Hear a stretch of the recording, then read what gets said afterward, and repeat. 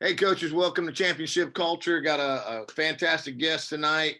Coach Phil Jacobs is the head football coach at Dexter High School in Michigan. He's been the head football coach there for 4 years. And Coach and I kind of became Twitter buddies. So, buddy, I sure do appreciate you coming on and doing the podcast for me, man.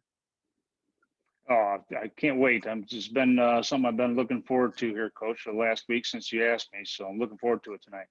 Awesome, awesome. Well, let's jump into it then. Question number one, can you give a 1-minute elevator introduction of yourself?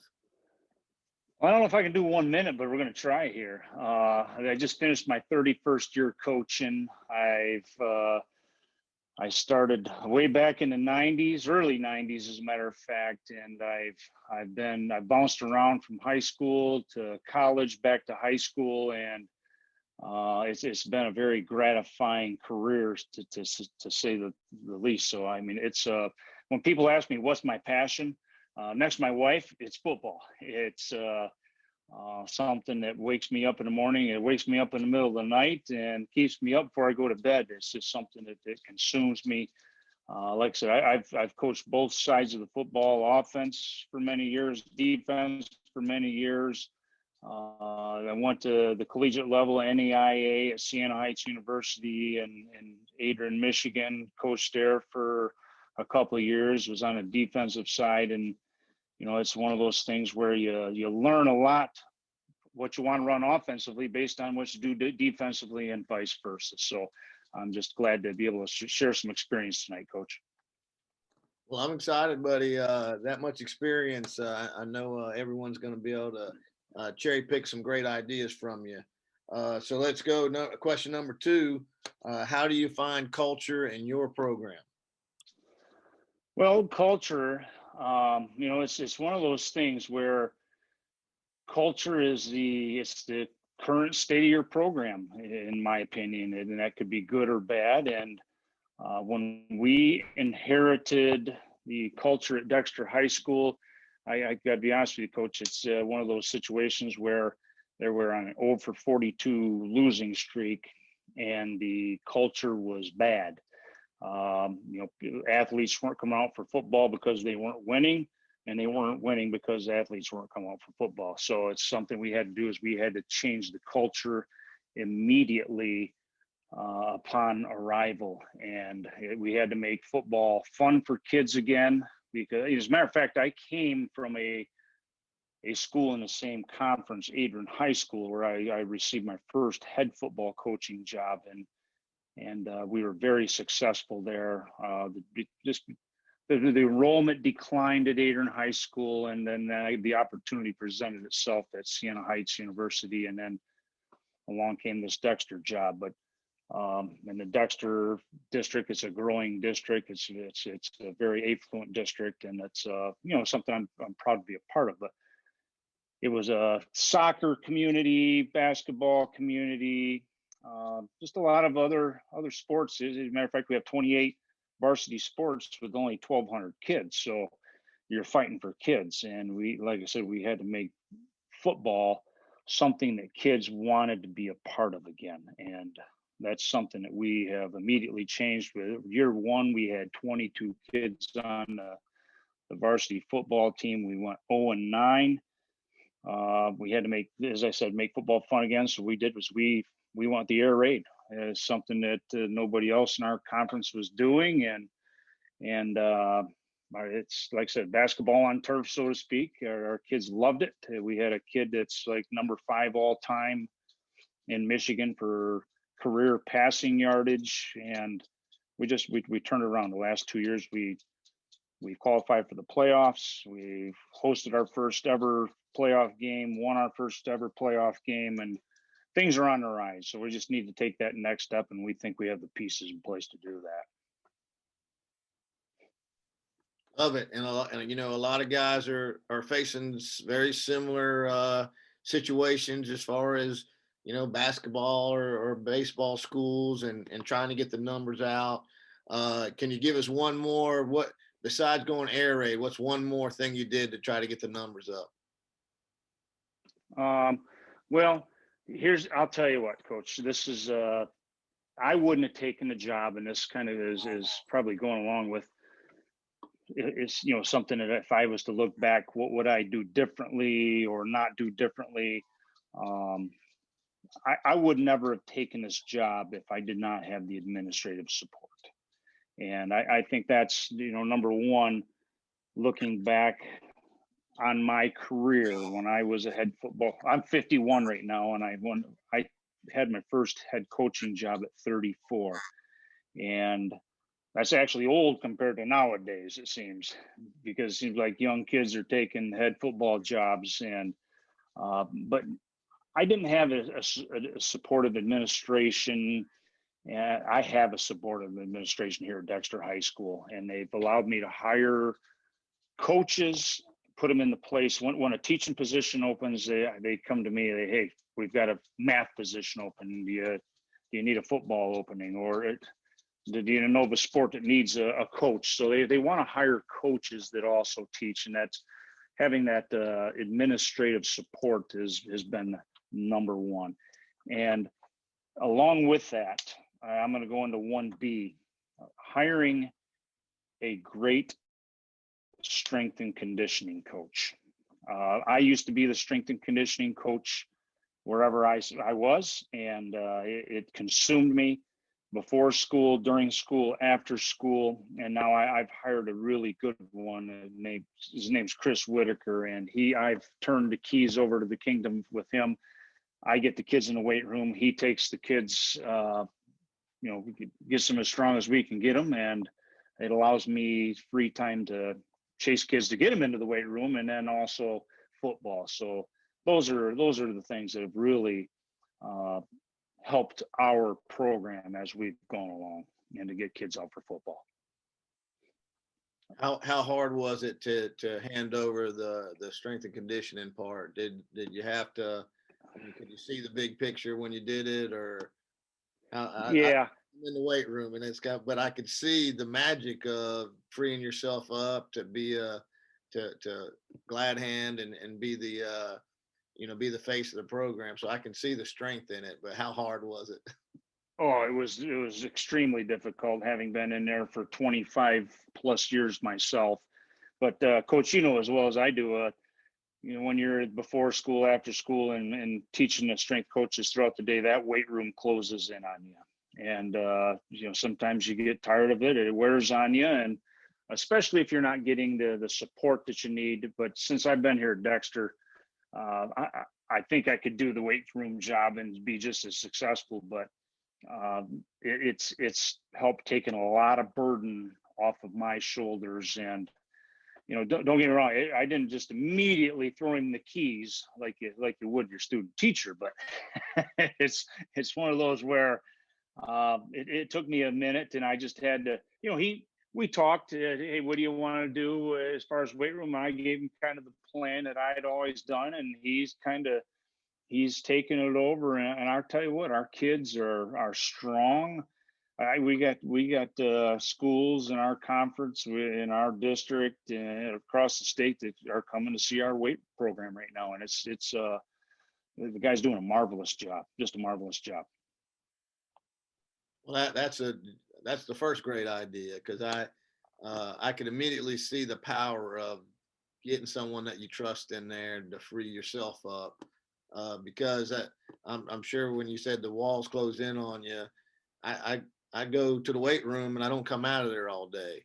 So I'm not in the hallways visiting teachers and doing the other things that could help my program. So I'm 100% with you. Yeah. Now I just got to find that guy. You got your, Yeah. I got to find one. All right. Go ahead. It was just weird how it happened. You know, he was, when the football position opened up, he applied for the position, and he was just looking for a way back from Michigan. He was teaching in North Carolina at the time, and we reached out, and it just everything fell into place. And just very fortunate. Awesome. I guess if you put your time in, and over time, I guess good things happen. I say that if you just go to the playoffs enough one year, you're going to have a good draw. And I always say Yeah, that's one. we haven't got that good draw yet. Yeah, I keep waiting for it to happen, but Yeah, one year it's going to happen if you just keep going. All Yeah. right. So question number 3, what are the 3 best things you do to build culture in your program?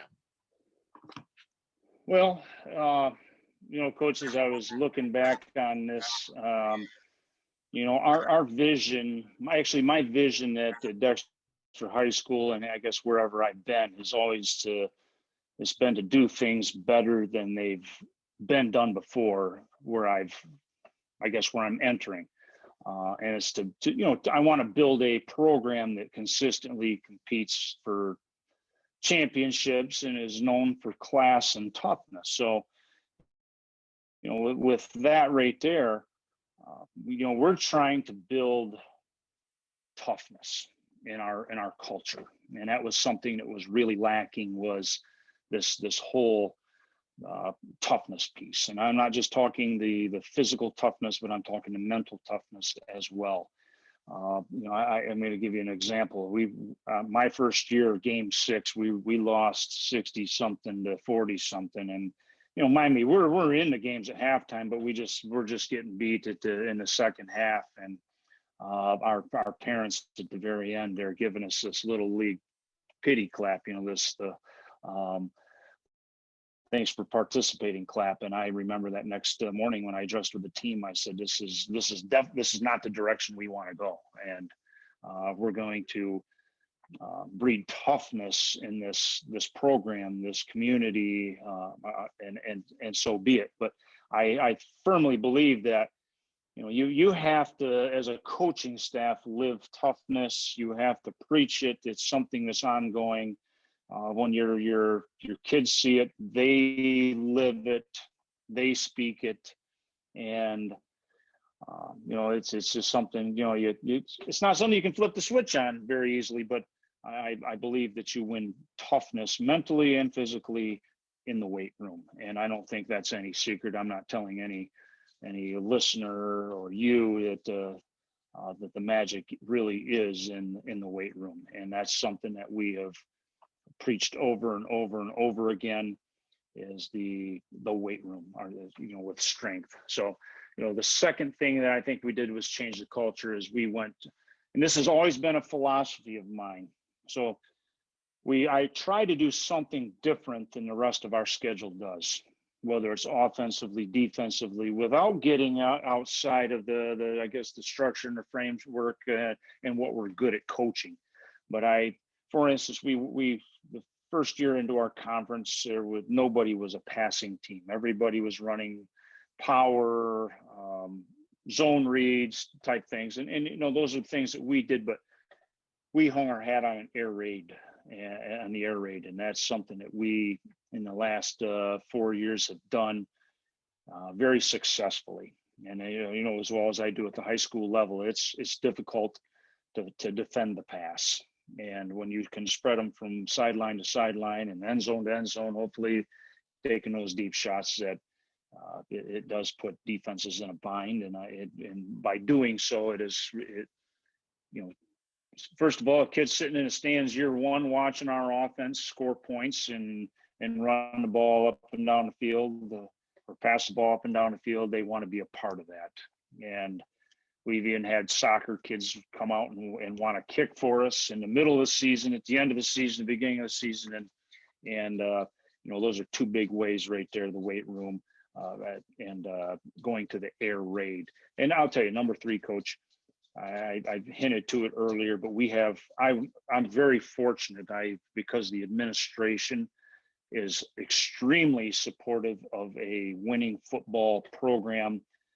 They have allowed me to handpick my staff, and as a result, I have, I would say, out of the 14 people I have on staff, 10 of us are in the high school building, and we are with those kids all day long, talking to those kids, building relationships with those kids, and let's face it, life is about relationships. Whether you're in the classroom with your students, whether you're on the football with your players.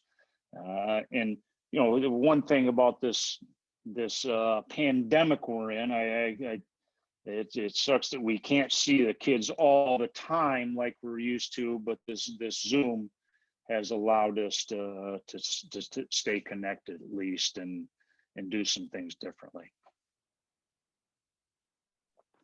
That's perfect, man. Let me ask you this on weight room. Is there anything special you do in the weight room that really focuses in on the toughness piece? I know, obviously we all know if you're good in the weight room, you're building physical and mental toughness, especially on squat day. But is there anything out of the ordinary that you point to and say, this really builds toughness?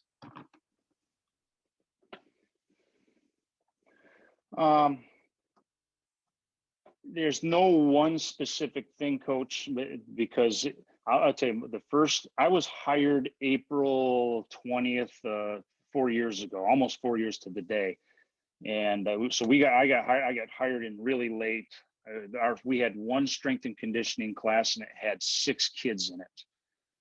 1 year later, we had 6 full hours of strength and conditioning with 35 kids in each class. And we built a brand. I mean, a matter of fact, our brand is Iron Dread Strength and Conditioning. And when they hear Iron Dread Strength and Conditioning, they know what it stands for. They know it's business. They know they're going to be loved when they walk in that weight room. And I'll be honest with you, it's another area that we tried to do something different. We use the conjugate system, and it's a West Side barbell. We follow an elite FTS out of Cleveland. It has kind of been our source, and it's just having that. Hey, we're doing things different than the school down the street. We're doing different than the Ann Arbor schools. We're different, and we're staying on the cutting edge. So it's no one particular lift because we do dynamic days, we do maximum effort days, and our kids strain under the bar, and that's what it's all about is straining under the bar, but doing those things right. And hey, it's just like any other strength and conditioning coach. We're pumping their egos, we're building them up, and it's just an exciting thing to see when we went from six kids in the weight room to, as a matter of fact, Coach, we have a class that is full. It's 0 hour before school starts. First, second, third, fourth, fifth, and sixth are full. And then we have 2 sessions after that are full. And it's when you have that, it's a beautiful thing. We build a good culture. You get to, now you're speaking my language. You're running the air raid and conjugate system. We might be twins. Yeah. How did we just meet? Yeah, exactly. The 0 period, do you get to give them a grade for that, or is that a non-graded 0 period?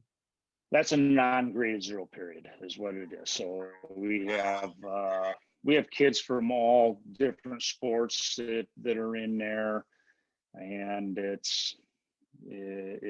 works really well. So there are times that we've actually had 2 0 periods, of one before the 0 period at 6 a.m. and then another one from 7 to 8. And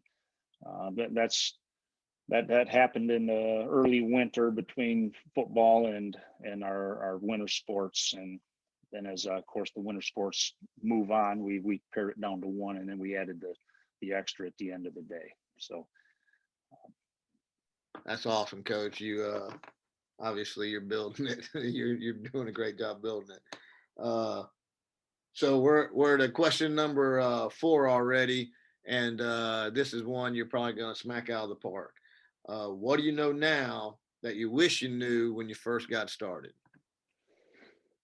Well, I can't pinpoint.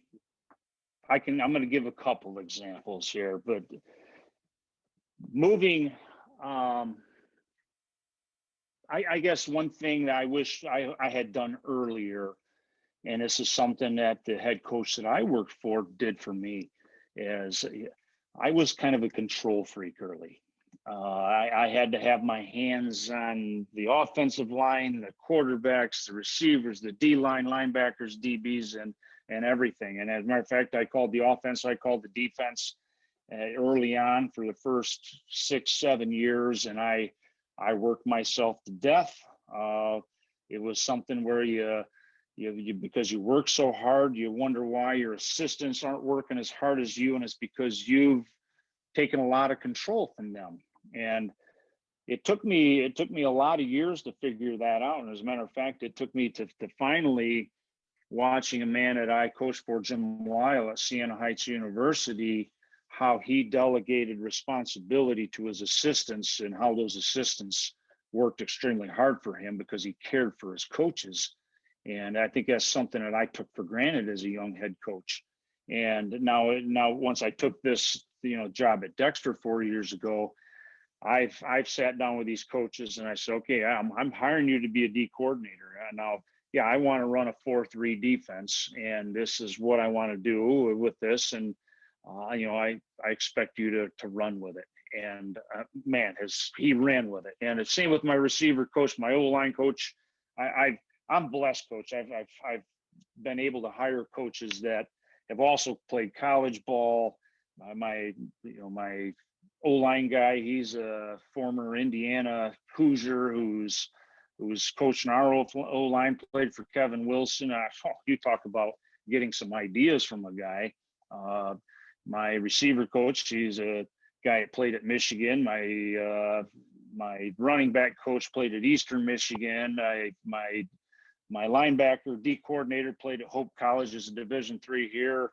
I've been blessed with guys that have a great football background. And so I guess relinquishing those reins to other coaches and letting them blossom like I was able to do. And I think that's really key. And that's the second thing. I already alluded to this, is don't take a job just because it looks good. And that's something I did. I took my first head job at my alma mater, and I knew there wasn't a whole lot of administrative support there. I knew it was hard to find football coaches. I knew it was a shrinking town in regards to enrollment. The industries and the factories were dying because of the recession back in 2008. But I did it because of pride. And sometimes that, we had some successful years. We had some really successful years, but eventually it caught up with me, and everything that I had hit on ended up biting me in the butt, if you know what I mean. So that's when I stepped back, and I hope we got time. I want to tell a little story about how I took this Dexter job. I mean, nobody in their right mind would take a job at this 0-42 at the time, but the superintendent came to me multiple times. As a matter of fact, I turned him down close to a dozen times, and I just did some research over and over and over. And finally, he came to me and says, "Hey, what do we got to do to make this right?" And we sat down, and when we sat down and put things on paper, and he says, "I can make those happen." I knew right there, and it was going to work out. And it's been a great fit, and I'm looking forward to this coming year, as a matter of fact. That's a great story. That's like a dream story. What give us your top three. What were the top three things you put on paper that you had to have in order to take the job? Well, number one, salary. No. Well, number one, I had to be able to hire coaches, and that was number one. And he says, "Oh, you don't know how bad we want to hire coaches that teach, because it's been something that's been hard for them to do." So that was number one. Number two, looking at the weight room, I needed some money for the weight room, and we put $50,000 into the weight room and made it our conjugate weight room. And then I think those are the big two right there. So then, of course, the money part doesn't hurt either, Coach. So it's where I had to relocate the family. My son was a freshman, going to be a sophomore at the time, and as you can imagine, that wasn't easy for a 16-year-old boy to do. And as a matter of fact, he became an all-conference player for us, and it was fun to coach your son.